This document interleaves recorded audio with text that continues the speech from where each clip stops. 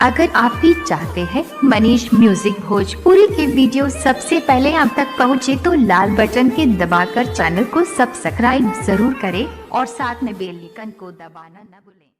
Presented by Manish music Bhojpuri Gaya. Recording by Manish music Bhojpuri.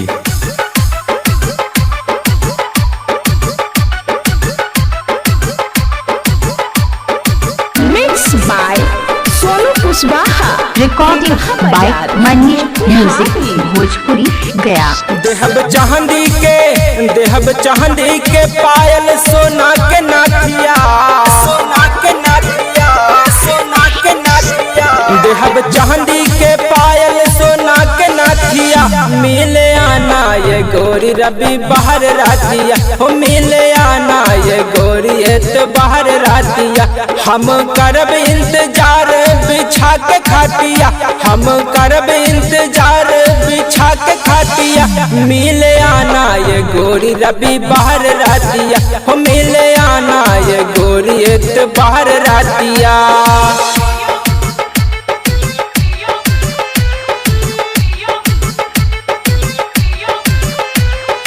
Mix by Sonu Kushwaha. Thekaha Bazar Motihari. हम गाहिले सुना गोरी बात हो, बात हो। टाइम बहजेले जब 8:30 हो, 8 हो।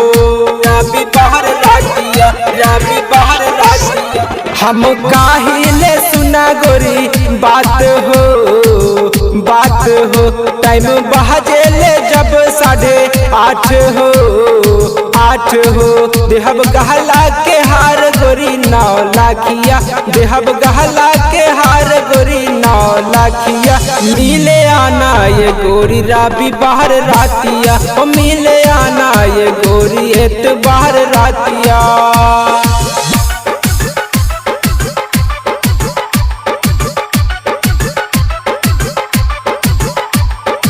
Mix by Sonu Kushwaha.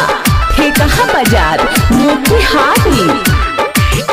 सुना नीतीश मारेला चाल पे हो, चाल पे। सतीश बबुआ चुमाली गाल पे हो, गाल पे।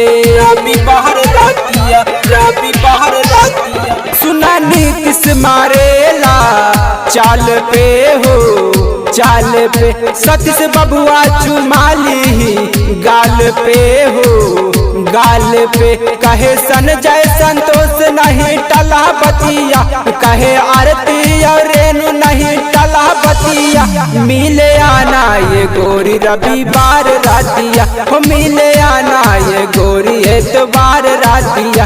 देहब चांदी के पायल सोना के नाथिया, देहब चांदी के पायल सोना के नाथिया।